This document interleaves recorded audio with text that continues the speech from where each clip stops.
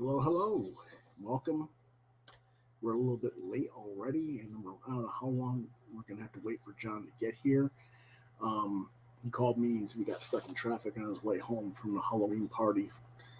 And I don't know where the party was, but I know he's got a way to drive. So whenever he gets here is whenever he gets here. In the meantime, I hope you've had a holiday. Welcome to Quoth, Revolt, Raven Weekend Movie Talk. And this is the third episode of the Halloween trifecta, I guess you could say.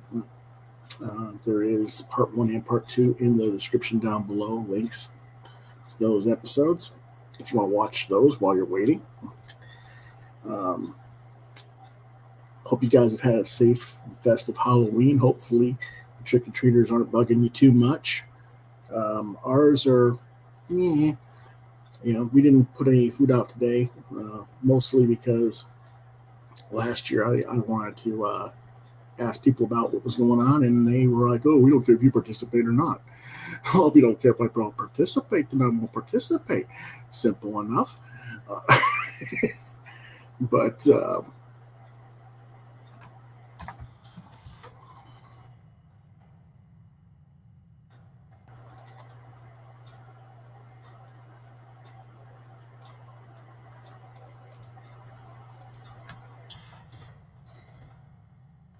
just putting the word back out that we're there.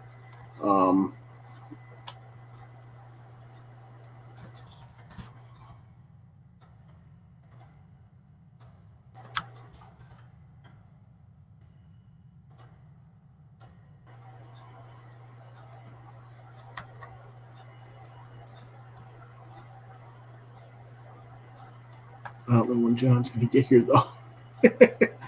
So, anyway, I guess what we'll try and do is start a little bit of the stuff that I can do. Let's see what we got here.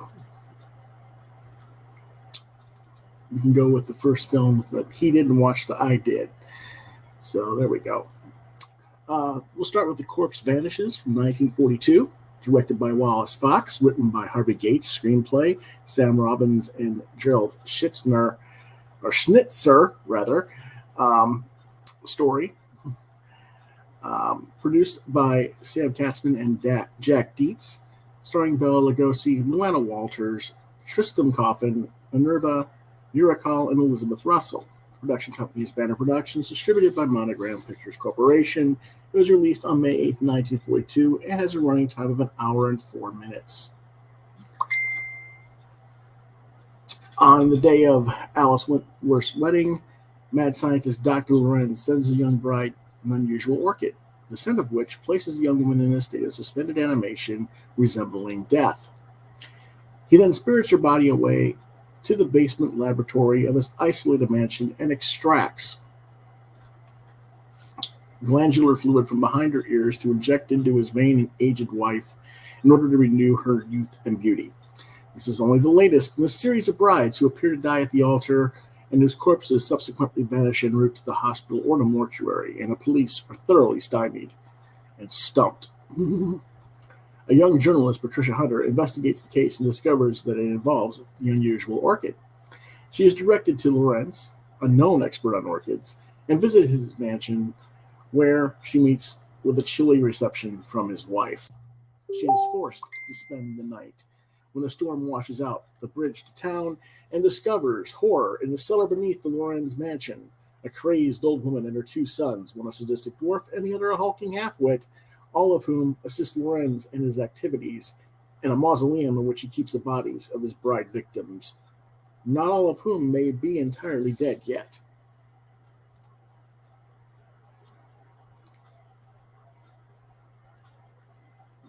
And someone's here, but do we really want to show him? Yes, we do. We're going to show him. Ted Davies says, good evening, all. And, whoops, there he is. He decides he's gonna come in his Venom costume. Okay. Right on. Well, just to say happy Halloween. Okay, happy Halloween.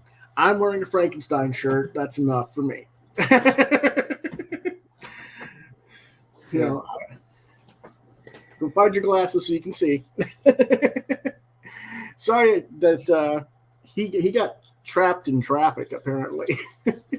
Yeah, some theater folks that I know had a Halloween party, so I went for a little while. And unlike my neighborhood that has no trick-or-treaters, their neighborhood is absolutely swarming with trick-or-treaters.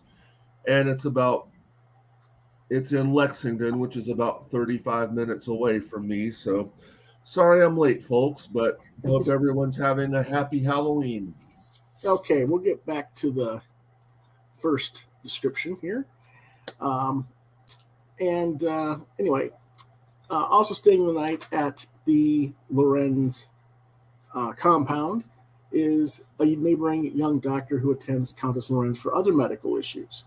When Patricia confides in him that what she is investigating and what she has already discovered down below in the cellar area, and what she's witnessed in the house, he agrees to help her.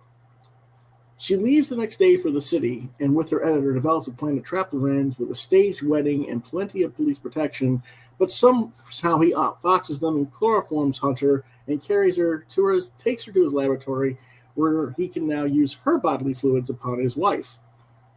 However, during his escape, his dwarf accomplice got shot and captured by the police. Back at the mansion, Lorenz is stabbed by the crazed old woman Faga, who holds him responsible for her son's deaths. Now, of course, I don't know if the dwarf son actually got killed, but he was shot. Anyway, he strangles Faga, then he collapses and dies.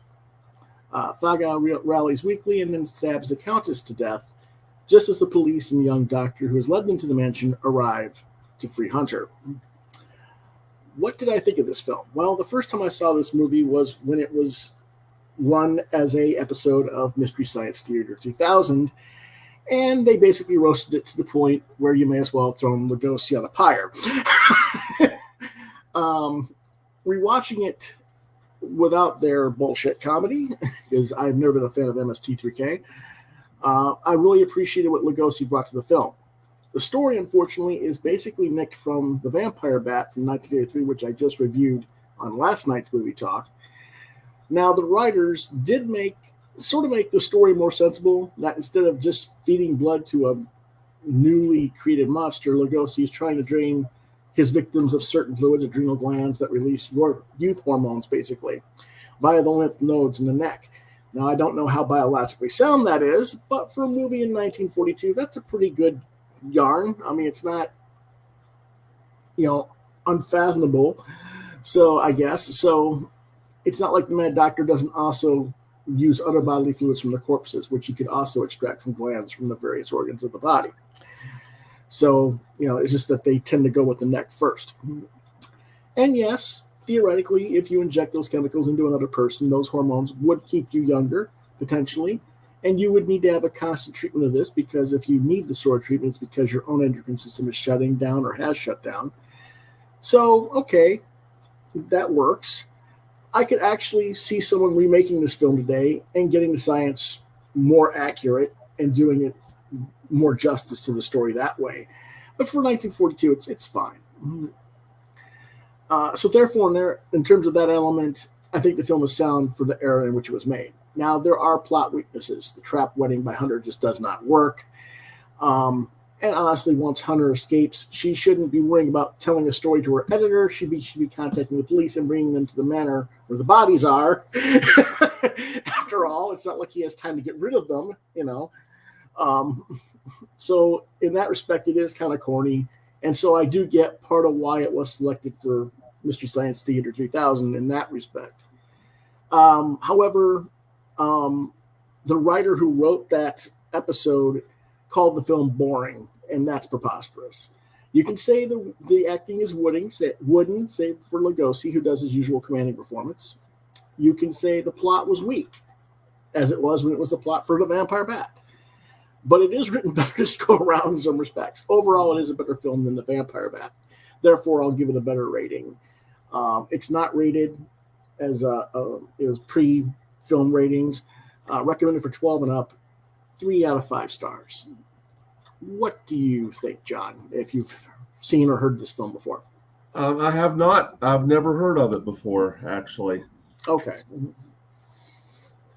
Alrighty, then we'll just go ahead and move on to the next one, which is one of yours, I think. No, it's not. It's one of mine. It's Dementia 13. Written and directed by Francis Ford Coppola, with Jack Hill directing additional scenes, produced by Roger Corman. It stars William Campbell, Luana Anders, Patrick McGee, Bart Patton, and Mary Mitchell. The production company is the Film Group. It was distributed by American International Pictures, released September 25th, 1963, with a running time of 70 to 80 minutes, depending on which version you happen to get a hold of. What it's about: while out rowing in the middle of a lake after dark, John Halperin and his young wife Louise are arguing about his rich mother's will. Louise is upset that everything is currently designated to go to charity in the name of mysterious Kathleen. The argument, combined with the exertion of rowing the boat, causes John to have a heart attack. He informs Louise that, should he die before his mother, she'll receive none of the inheritance. After which, of course, he promptly dies. Thinking quickly, the scheming Louise dumps his fresh corpse over the boat's side, where it supposedly sinks to the bottom of the lake. I don't know why it sinks to the bottom of the lake. I don't remember seeing her tying him down. Usually bodies do float, but okay. Her plan, though, is to pretend that he's still alive so that she can ingratiate her way into the will. So she types up a letter to her mother-in-law, Lady Halperin, in Ireland, inviting herself to the family's castle island while her husband is, quote-unquote, away on business. Arriving at the castle, she immediately notices that things are a little bit odd. John's 2 brothers, Billy and Richard, take part in a bizarre ritualistic ceremony with their mother, part of a yearly tribute to their deceased younger sister, Kathleen, who died before in a freak drowning accident. Interesting coincidence there that she put him over into the lake then, wasn't it? Lady Halperin still mourns for her daughter, and during the ceremony she faints dead away, as she does every year. As Louise helps her mother-in-law into the castle, Lady Halperin tells her that she fainted because one of the fresh flowers she had thrown died as it touched Kathleen's grave. Spooky. Louise, realizing that Lady Halperin is emotionally overwrought and superstitious, devises a plan to convince the old woman that Kathleen is trying to communicate with her from beyond the grave. The plan involves stealing some of the dead girl's old toys and placing them at the bottom of the estate's pond, where they will float to the surface in a ghostly way during the middle of the day. So that night, she sneaks out and swims underwater and begins placing the toys as planned. But she is shocked to find what appears to be Kathleen's perfectly preserved corpse at the bottom of the pond. Horrified, she surfaces and is abruptly attacked with an axe by an unknown assailant. Her killer drags Louise's bloody corpse away. Cut to the next day. Concerned family doctor Justin Caleb arrives and becomes determined to solve the mystery because now Louise is missing. He intensely questions the family. The murderer, meanwhile, strikes again, decapitating a man named Simon, who was poaching on the estate. Eventually, Dr. Caleb has the pond drained, revealing a stone statue shrine and engraved with the words, "Forgive me, Kathleen." The following night, Lady Halperin is attacked by a shadowy figure, but she eludes him and escapes to the castle's courtyard. Dr. Caleb finally uses an obscure nursery rhyme, "Fishy, fishy in a brook, Daddy caught you on a hook," recited by Billy under hypnosis to help him discover Louise's frozen corpse, which is hidden away in a meat locker. Next to the bloody body is a wax figure of Kathleen. Dr. Caleb places this figure in a public square to lure out the killer. Of course, he takes the bait, which is a gibbering Billy, who has gone insane with guilt over causing the death of his sister, Kathleen, in an accident. But he then attempts to kill his brother, Richard's fiancée, with an axe. And Dr. Caleb saves her life by shooting Billy to death with a pistol that he was carrying in his pocket, because all doctors who have taken a Hippocratic oath not to harm life always carry guns in their pockets. Oi!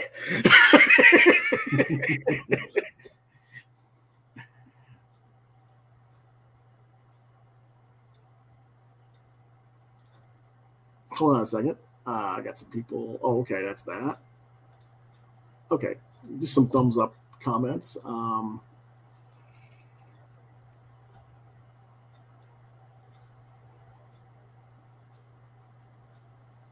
Okay, that's kind of cool. All right. Sorry, just some Facebook stuff real quick. But yeah, this is quite an interesting ending, isn't it? Sounds like it. But anyway, what did I think of this? Well, I think that based on this film, it's a wonder that Francis Ford Coppola ever had a career in film at all. The story is a schlocky psycho knockoff, which in fact is what Roger Corman wanted from Coppola. That's what he asked for, so I'm not going to knock Coppola for that. And if it was actually Coppola's vision and not Corman's vision, with the poster scene added and several dub-overs and a 5-minute prologue added, then maybe the film wouldn't be quite so bad as it is. But if you see the theatrical version rather than the Coppola version, it's noticeably different. This is so sad that this is Coppola's official directorial debut film. I also didn't realize that Coppola owed his earlier film experience to Corman, so that was an interesting fact to learn. As we all know, Roger Corman is the king of schlock movies, and the scary part of it is that Corman actually did make decent movies back in the day, too. In fact, this exact same main cast was used in Corman's The Young Racers, which is a classic 60s sports drama, which Coppola was the second unit director on that film. He borrowed the cast and some of the sets from that film to make this film, basically, so that Corman would have a double set film to play in theaters. That's how this film got made. Not something you would think, but that's kind of weird, right? Yep. Well, I do think Coppola had the right idea for the script, and I do think he did try to make a respectable movie. I think the time constraints and budget and the fact that this cast really wasn't into this project because they were more or less doing as a favor to both Coppola and Corman ultimately hurt this final product. Perhaps if the film had been given full production and Coppola had been really given full control over the film as opposed to Corman coming in and screwing it up at the end, it might have fared better. Typical budget for Corman's film in this era was between $80,000 and $85,000. This film's budget was $42,000. So you can kind of tell the difference in the production and everything else. It's not rated. I recommend it for 14 and up. I give it 2.5 stars because, well, yeah, if it's supposed to be a psycho homage, it's nowhere near that quality. So, we gotta be honest with it. Alrighty. Now I think is one of yours. Let's see what we got. Yes, we do have one of yours now. All right. So Dr. Jekyll and Mr. Hyde, or I actually should say Dr. Jekyll, because that is the way they pronounce it in this movie. So, from 1931, directed by Ruben Mamoulian, screenplay by Samuel Hoffenstein and Percy Heath, based on The Strange Case of Dr. Jekyll and Mr. Hyde, 1886 novella by Robert Louis Stevenson, produced by Ruben Mamoulian, starring Frederick March, Miriam Hopkins, and Rose Hobart. Production company Paramount Pictures, distributed by Paramount Pictures. Release date December 24th, Christmas Eve, 1931. How's that for a Christmas movie? Running time 1 hour 38 minutes. Genre is horror / suspense. So what it's about. Dr. Henry Jekyll, and again, I stress that is the way they pronounce it in this movie, played by Frederick March, a kind English doctor in Victorian London, is certain that within each man lurks impulses for both good and evil. He is desperately in love with his fiancée Muriel Carew, played by Rose Hobart, and wants to marry her immediately. But her father, Brigadier General Sir Danvers Carew, played by Halliwell Hobbs, orders them to wait. One night, while walking home with his colleague, Dr. John Lanyon, played by Holmes Herbert, Jekyll spots a bar singer, Ivy Pearson, played by Miriam Hopkins, being attacked by a man outside her boarding house. Jekyll drives the man away and carries Ivy up to her room to attend to her. Ivy tries to seduce Jekyll, but though he is tempted, he leaves with Lanyon. When Sir Danvers takes Muriel to Bath, Jekyll begins to experiment with drugs that he believes will unleash his evil side. After imbibing a concoction of these drugs, he transforms into Edward Hyde, an impulsive, violent, amoral man who indulges his every desire. Hyde finds Evie in the music hall where she works. He offers to financially support her in return for her company. They stay at her boarding house where Hyde sexually abuses and psychologically manipulates her. When Hyde reads in the paper that Sir Danvers and Muriel are planning to return to London, Hyde leaves Ivy but threatens her that he'll return when she least expects it. Overcome with guilt, Jekyll sends £50 to Ivy. On the advice of her landlady, Ivy goes to see Dr. Jekyll and recognizes him as the man who saved her from abuse that night. She tearfully tells him about her situation with Hyde, and Jekyll reassures her that she will never see Hyde again.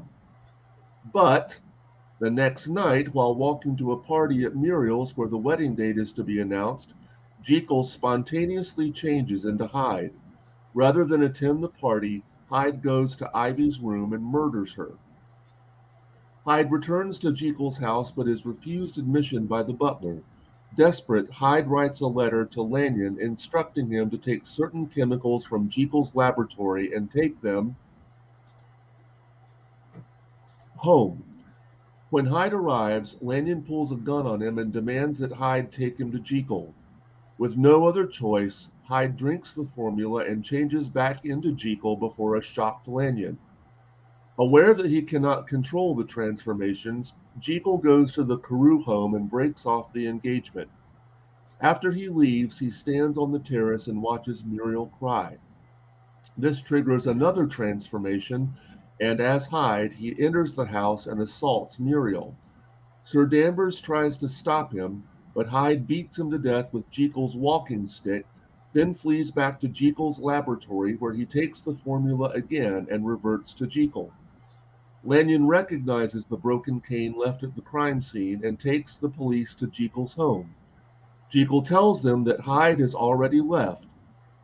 Lanyon insists that Jekyll and Hyde are one and the same. The stress causes another transformation into Hyde, and after a fierce struggle, Hyde is shot by the police. Dying, he transforms back into Jekyll. Okay, my turn first. It's a better written film than most of its era. The cast is solid. The makeup effects for the transformation were especially good for the time it was made. The film was made prior to full enforcement of production code and is remembered today for its strong sexual content, embodied mostly in the character of the bar singer Ivy Pearson, portrayed by Miriam Hopkins. When it was re-released in 1936, 8 minutes were required to be edited from the film before it would be distributed to theaters. This footage would be later restored to VHS and DVD releases. The secret of the transformation scenes was not revealed for decades. Mamoulian himself revealed it in a volume of interviews with Hollywood directors published under the title The Celluloid Muse. Makeup was applied in contrasting colors. A series of colored filters so that matched the makeup would then be used, which enabled makeup to be gradually exposed or made invisible. A change in color would not be seen because the film was shot in black and white. This was really excellent makeup work at the time. Arguably could have won an Oscar for it. Wally Westport's makeup for Hyde, simian and hairy with large canine teeth, influenced greatly the popular image of Mr. Hyde in media and comic books, even to the present day. In part, this reflected the novella's implication of Hyde as embodying repressed evil and hence being semi-evolved or simian in appearance. The characters of Muriel Carew and Ivy Pearson do not appear in the original story by Stevenson. Pearson's character is original to the film, while Muriel, Agnes Carew, does appear in an 1887 stage play version by playwright Thomas Russell Sullivan. Ironically, John Barrymore was originally asked by Paramount to play the lead role to recreate his role from the 1920 version of the film. Unfortunately, he was under a new contract with Metro-Goldwyn-Mayer and could not do so. That's how Paramount then gave the part to Frederick March, who was under contract and bore a physical resemblance to Barrymore. And he was in The Royal Family of Broadway, which was about an acting film similar to the Barrymores. That's why they hired him for that one. So March overplayed Jekyll and Hyde, and this would award him the Academy Award for Best Actor in that year. When Metro-Goldwyn-Mayer remade this film again 10 years later with Spencer Tracy in lead, they bought the negative and the rights to this version and the earlier 1920 silent version, paying over $1.25 million. Every print of this film that could be located was recalled and destroyed, and for decades the film was believed lost. Of course, the Spencer Tracy version was much less well received, and March jokingly sent Tracy a telegram thanking him for the greatest boost to the reputation of his entire career. The opening credits use, you say it, Toccata and Fugue in D minor, BWV 565 by Johann Sebastian Bach. And it's a very well-known piece of music, used in lots of movies. Probably most famously, it's the opening number in Walt Disney's Fantasia. Okay. So there is that as well. Okay. It's not rated. Would you say 12 and up? Yes. Okay, and now you can say what you think about the film. All right. So you already covered a couple things I was going to say, but so this story has been a popular one among filmmakers. There have been several versions of this story done over the years. We mentioned the 1920 version and the 1941 Spencer Tracy version, but this one is widely considered among the best, if not the best. And I have yet to see the other ones, but I will one day. But as you said, Frederick March won an Oscar. In fact, making this the very first horror film to ever win an Academy Award. And it was his first Oscar. He would later win for The Best Years of Our Lives. And this really was a turning point for Frederick March, because up to this time he had been cast in mostly lightweight roles, and the problem they had when casting is they couldn't seem to find, Ruben Mamoulian, director, really wanted the same person to play Jekyll and Hyde, and they couldn't find an actor that they thought could convincingly do both.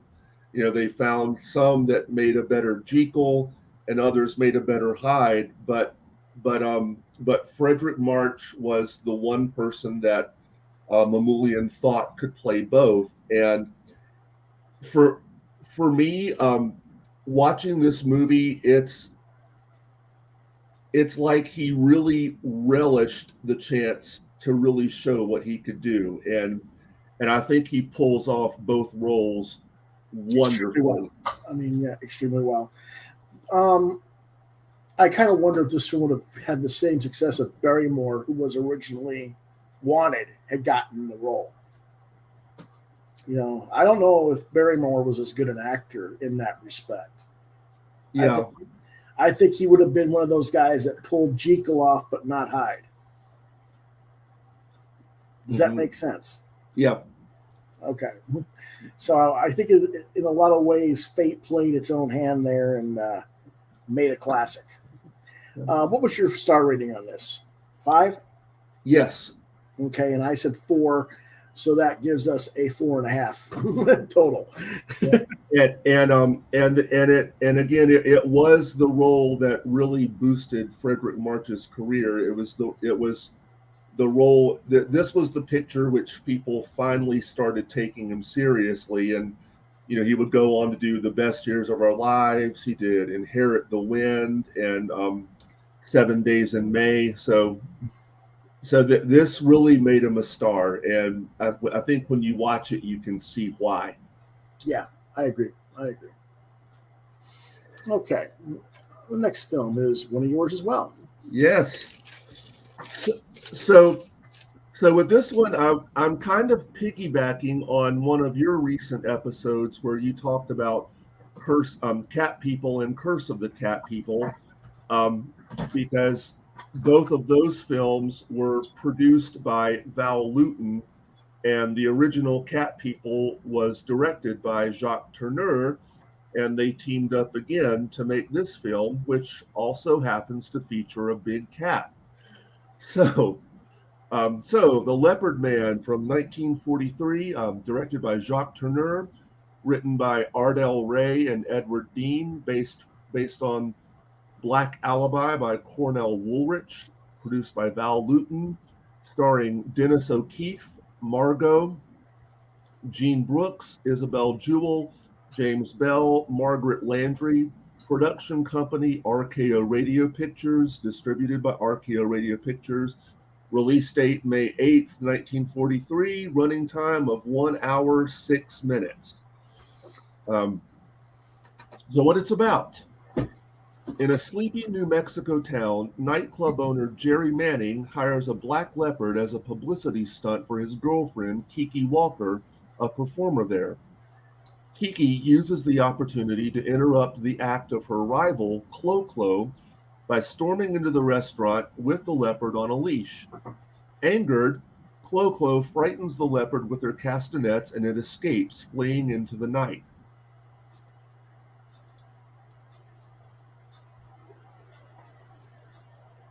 Charlie, the Native American owner of the leopard who leased it to Jerry, begins pestering him for money to replace the cat. That night, a young local woman, Teresa, goes to purchase cornmeal for her family's dinner. Under a bridge in an arroyo, she encounters the leopard and flees to her house. She is killed at the door just before her family is able to let her back in the house. The medical examiner rules Teresa's death an accident, presuming she was mauled by the leopard. Shortly after, Consuela, another local, goes to visit her father's grave in the cemetery on her birthday. Oh, well, actually, she says that's what she's doing. What she really wants to do is rendezvous with her boyfriend in the cemetery, and her boyfriend never shows up. Right. Anyway, lost in thought, Consuela fails to leave before the gatekeeper locks the gate and finds herself trapped within the cemetery's stone walls.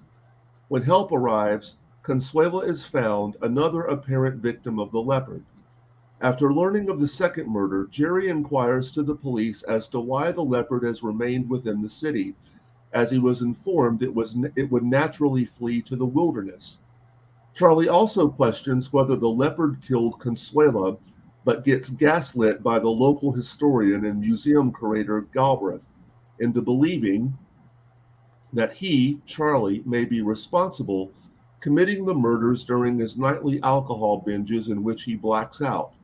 At his request, Charlie is kept in a jail cell overnight.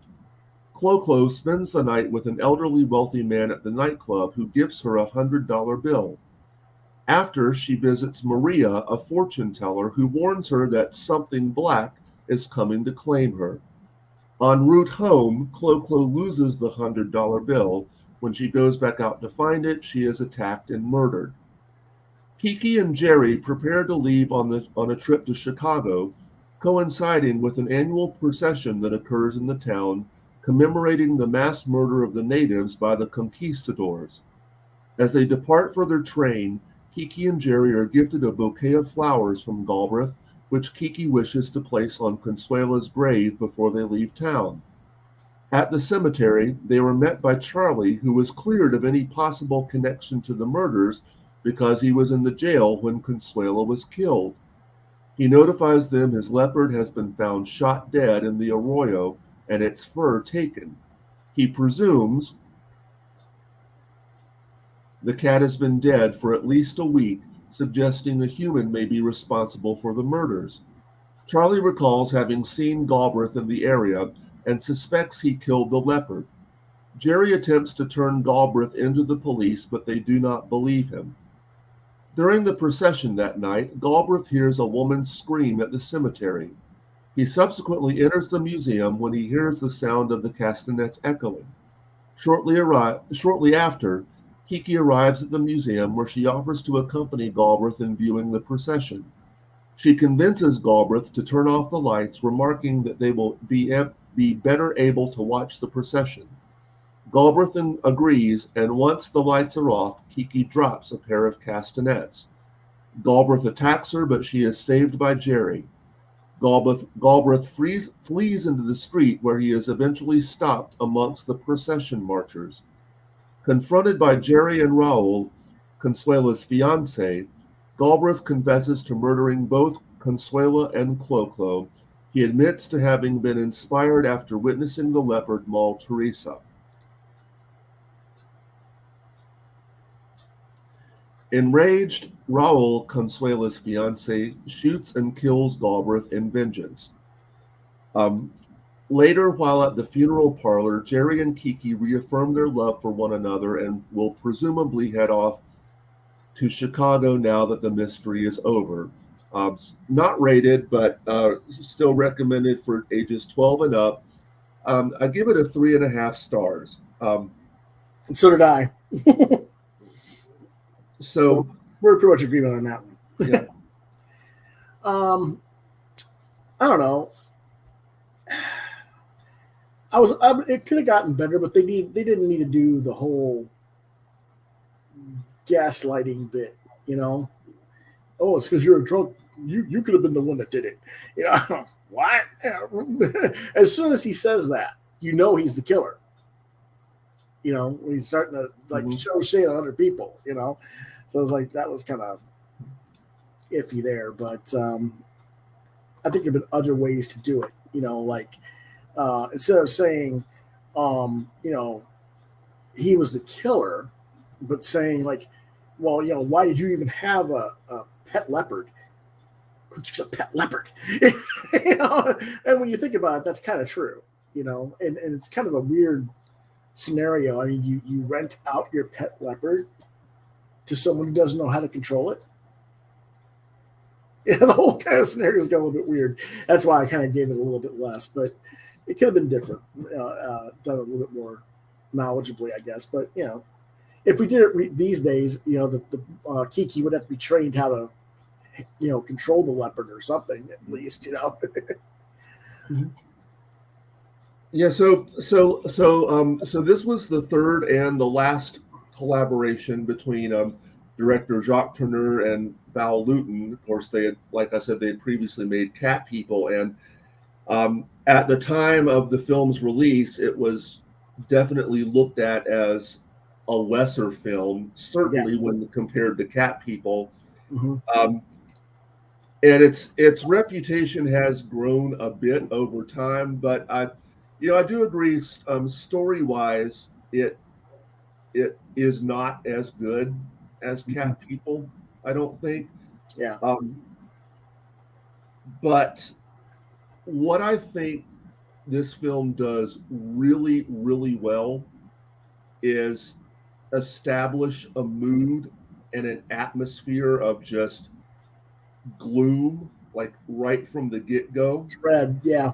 Yes, and really, and what I do like about the story is how, you know, yes, the killer is identified, but really, you know, most of the main characters in some way, shape, or form are in their own way responsible for the death. Absolutely. Absolutely. But I first heard about this film because years ago on Turner Classic Movies, they showed a documentary that Martin Scorsese produced about Val Lewton, and at the time, the only Val Lewton movie I'd ever seen was Cat People. But in this documentary, they showed the clip where Teresa goes to get cornmeal, and it really intrigued me. And later on, I found it streaming on Vudu, and that's how I watched it. And again, it really just it has this atmosphere of gloom, and it's very well directed. I think very well shot, and why is it these days that you see these films, and yes, these are shot in black and white compared to color, but why is it today's shows everything's shot in the dark, you can't see a damn thing?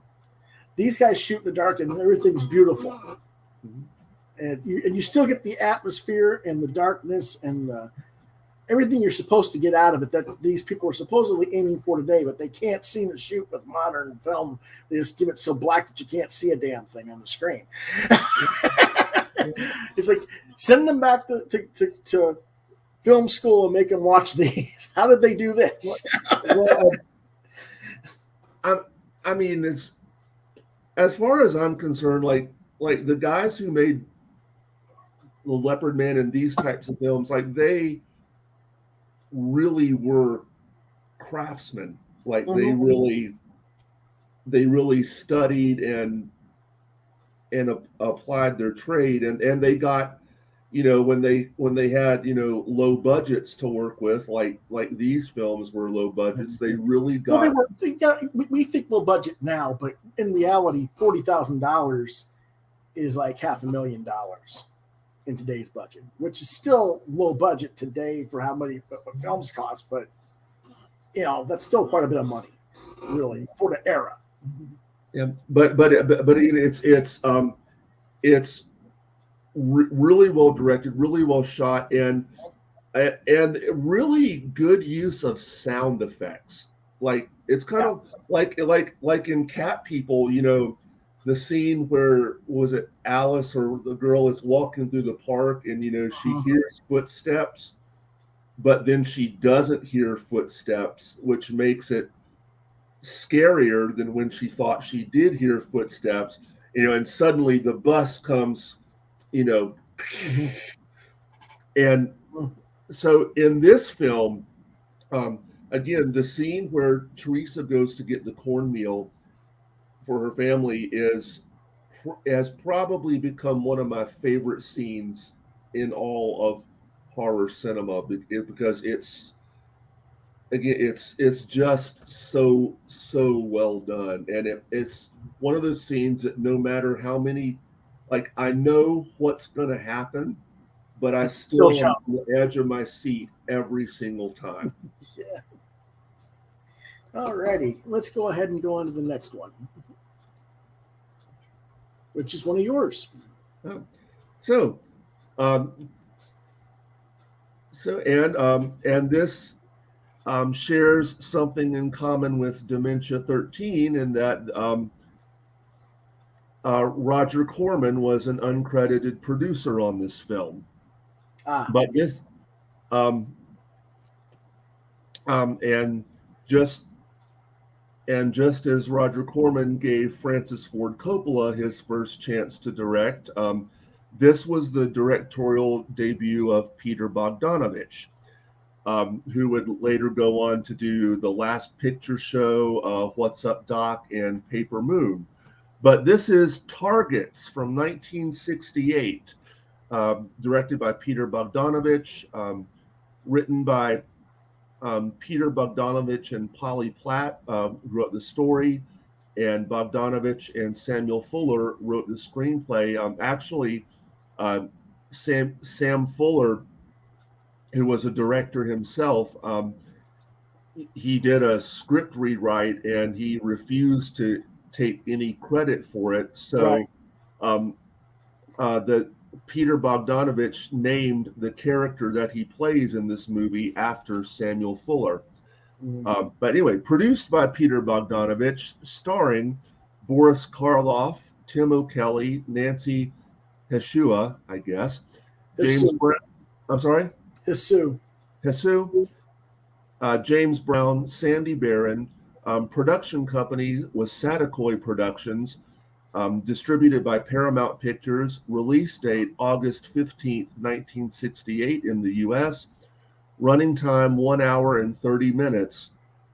And what it's about, Byron Orlock, who, by the way, that name comes from Max Schreck's character, Count Orlock from the movie Nosferatu.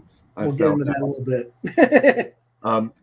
So Byron Orlock, an aged, embittered horror movie actor, abruptly announces his decision to retire and return to his native England to live out his final days. Orlock considers himself outdated because he believes that people are no longer frightened by old-fashioned horror, citing real-life news stories as more horrifying than anything in his films. However, after much persuasion, particularly from young director Sammy Michaels, that's who the name that was based off of Sam Fuller, Orlock agrees to make a final in-person promotional appearance at a Reseda drive-in theater before leaving Hollywood for good. Meanwhile, Bobby Thompson is a young, quiet, clean-cut insurance agent and Vietnam War veteran who lives in the suburban San Fernando Valley area with his wife and parents. Thompson is also deeply disturbed and an obsessive gun collector, but his family takes little notice. One morning, after his father leaves for work, Thompson murders his wife, his mother, and a delivery boy at his home. That afternoon, Thompson continues the killing spree, shooting people in passing cars from atop an oil storage tank that sits alongside a heavily traveled freeway. When an employee at the storage tank comes up to investigate the gunshots, Thompson shoots him as well. Leaving some of his guns and ammo at the crime scene, Thompson flees to the very same drive-in theater where Orlock is set to appear that evening. After sunset, Thompson kills the theater's projectionist and perches himself on the framing inside the screen tower. While the Orlock film is shown, Thompson aims at the patrons in and around the parking lot via a hole in the projection screen. After Thompson wounds Orlock's secretary, Jenny, Orlock confronts Thompson, who is disoriented by Orlock's simultaneous appearance before him and on the large movie screen behind him. Allowing the actor to disarm Thompson uses his walking cane. Looking at the now defeated Thompson, a visibly shaken Orlock remarks, "Is that what I was afraid of?" Moments later, police officers arrive to arrest Thompson for the murders he has committed. As they lead him away, Thompson states with apparent satisfaction that he hardly ever missed. Nasty, isn't it? Yeah. Okay. Go ahead. Oh man, gosh, I almost didn't have to prepare any notes. But okay, the character and actions of Bobby Thompson are patterned on Charles Whitman, who perpetrated the University of Texas tower shooting in 1966. The character of Byron Orlock, named after Max Schreck's vampire Count Orlock in 1922's Nosferatu, was based on Karloff himself, with a fictional component of being embittered with the movie business and wanting to retire. The role was Karloff's last appearance in a major American film. In the film's finale at a drive-in theater, Orlock, the old-fashioned traditional screen monster who always obeyed the rules, confronts the new realistic nihilistic late 1960s monster in the shape of a clean-cut, unassuming multiple murderer. so Bogdanovich got the chance to make Targets. And for those who don't know, Bogdanovich started out as a writer and a critic, and he met Roger Corman at a movie theater, and he eventually did some work for Roger Corman on a movie, The Wild Angels. He did some second unit stuff, and so he wanted to make his own film, and so Roger said yes with the following stipulations. Boris Karloff owed studio head Roger Corman 2 days' work. So Corman told Bogdanovich he could make any film he liked, provided he could use Karloff. He had to hire Boris Karloff, and he also had to incorporate approximately 20 minutes of footage from a movie called The Terror that Boris Karloff had made for. Yeah, right. So that's the. And it had a standard budget. Yeah. So the film that plays on the drive-in screen is actually The Terror, which really was a film that Boris Karloff and Roger Corman made together. So he had to use Boris Karloff for about 20 minutes. He had to use footage from The Terror about 20 minutes, and then the other time he could fill in with whatever he wanted. Mm-hmm. And all you can say is wow. Yep. And so, and I mean, and this is a film, it was topical then, and it's still topical now. Yeah. Because, not only was the character of Bobby Thompson modeled after Charles Whitman, so they finished principal photography in 1967, and and so then of course they took time to edit it. Mm-hmm. And Roger Corman originally wanted American International Pictures to distribute it, which is the company that normally distributed his films. But Peter Bogdanovich said, let's see if a major studio will pick this up. So he took it to Paramount Pictures, and they bought it for $150,000, and the movie cost $130,000 to make. So Roger Corman made a $20,000 profit off the movie before it was ever released, mm-hmm. which is a good thing because the film didn't do very well in theaters. And so by the time it was ready for release, Martin Luther King Jr. and Bobby Kennedy were assassinated. And as Peter Bogdanovich tells it, like half of the studio heads said, we cannot release this film. The other half said, we need to release this film right now. And they did. So it was, needless to say, extremely topical when it came out. Controversial choice, yeah. And I didn't realize it. I wasn't even thinking that it came out around the time of the assassinations of King and Kennedy. That's wild. Yep. Wow. And and of course now like I said, it could on the graphic, it's just as topical right now. We could take it off today's headlines. Mm-hmm. Same sort of thing is still going on. This is a film that was shot over 50 years ago.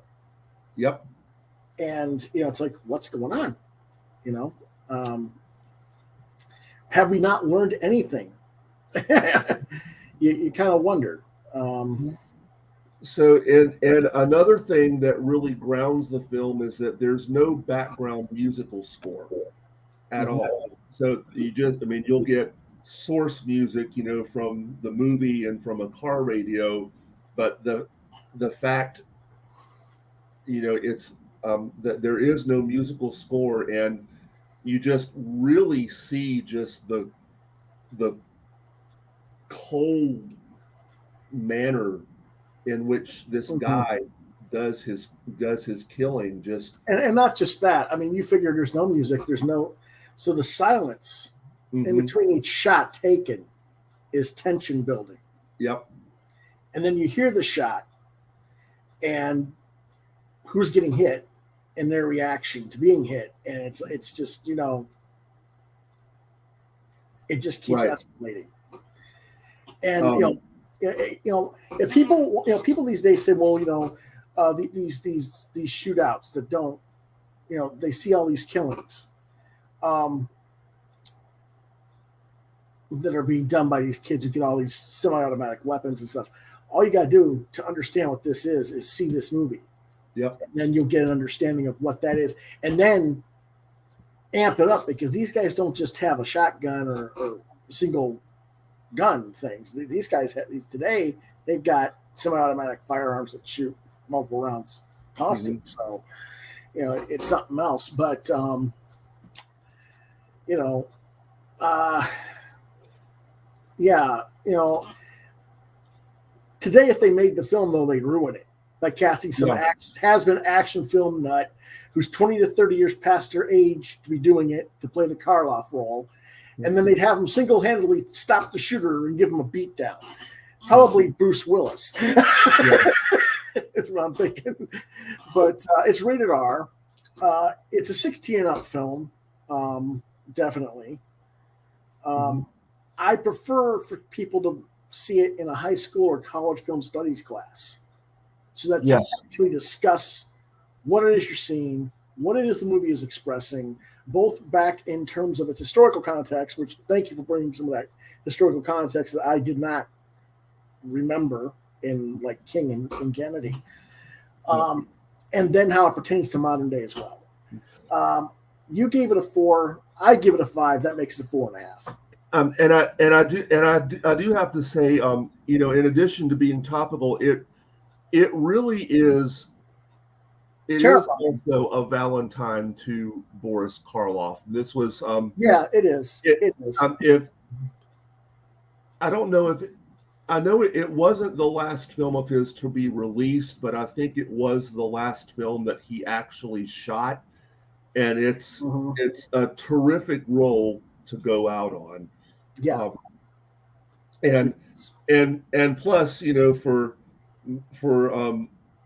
movie buffs, like it was cool to see, you know, what a drive-in theater looked like back then, you know, and they show, you know, the ticket window and the concession, and they show the projectionist actually threading the 35 millimeter films, like, so movie buffs will appreciate that. But yeah, and the thing is, you know, this is also predating all those crazy slasher films too, and yet it gives you that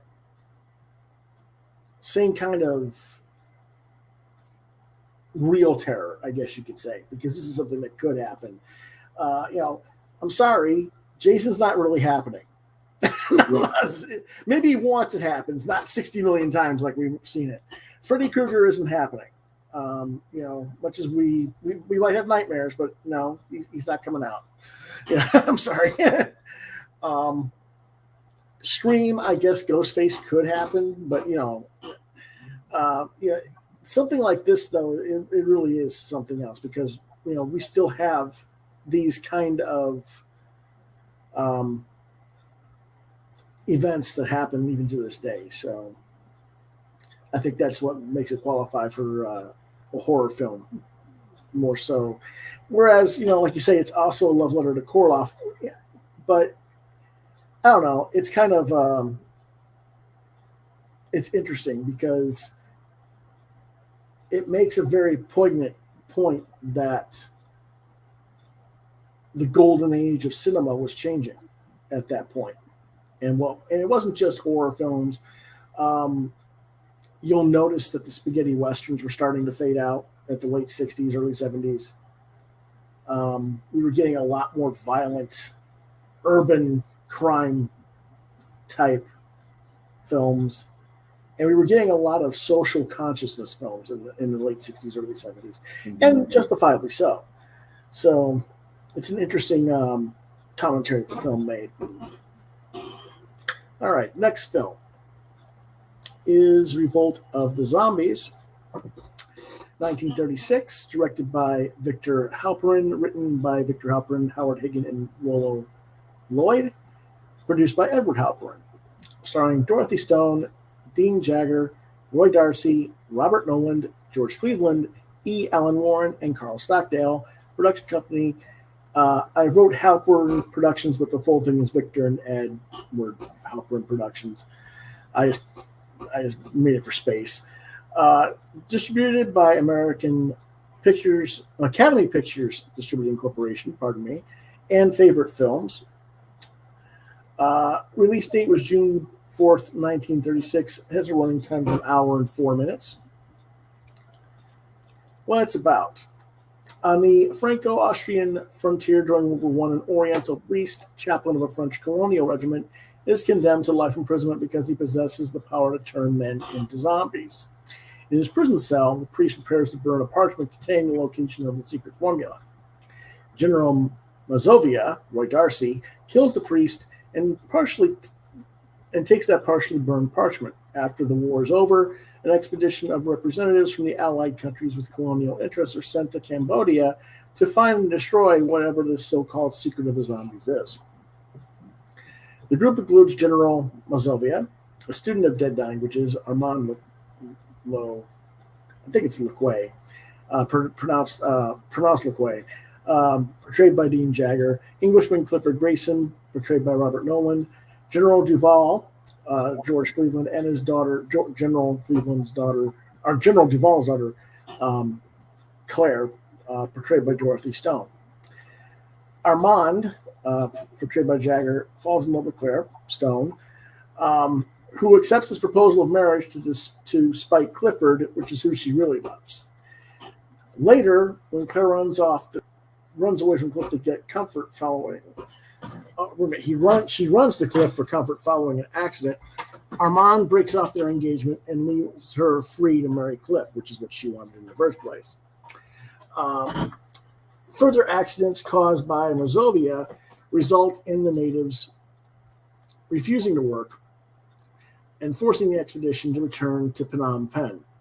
Armand finds a clue which he had overlooked before and returns to Angkor, and where the dig site is against orders.